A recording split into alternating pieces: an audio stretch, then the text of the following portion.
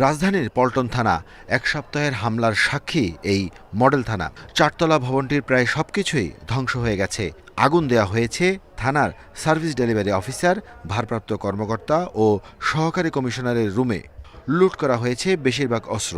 এছাড়া ব্যারাক থেকে পুলিশের ব্যক্তিগত জিনিসপত্র ও মোটরসাইকেল নিয়ে যাওয়ার অভিযোগও করছেন কর্মকর্তারা। এদিকে প্রাথমিক কার্যক্রম শুরু হয়েছে রাজধানীর তেজগাঁও থানায়। সেখানে ভাঙচুর না হওয়ায় শুক্রবার সকাল থেকে কাজে যোগ দিতে থাকেন কর্মকর্তারা। বাকিদেরও থানায় ফেরার আহ্বান তাদের। অর্ডারে করছি, আজকেও অর্ডার করেছে, তাই আমি থানায় চলে আসছি।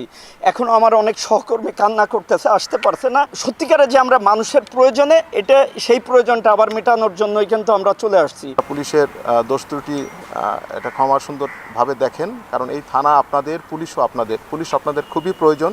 আপনারা ইতিমধ্যে খেয়াল করেছেন যে আপনাদের নাগরিক জীবন কিভাবে ব্যাহত হয়েছে পুলিশের অভাবে। সেনাবাহিনীর সহযোগিতায় রাজধানীর ২৯টি থানায় প্রাথমিক কাজ শুরু হয়েছে। অন্যগুলোতেও বিশেষ ব্যবস্থায় জিডি কার্যক্রম শুরু হবে শিগগিরই।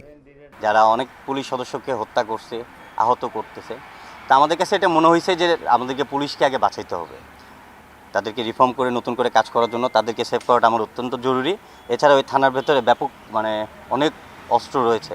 যদি এগুলো সন্ত্রাসীদের কাছে চলে যেত তাহলে এটা আমাদের নিরাপত্তার জন্য একটা চ্যালেঞ্জ হয়ে যেত। পুলিশের অন্য সদস্যরা কাজে যোগ দিলে টহলসহ নিয়মিত কার্যক্রম শুরু করার পরিকল্পনা কর্মকর্তাদের। দেশবাসীর সহযোগিতাও চেয়েছেন তারা।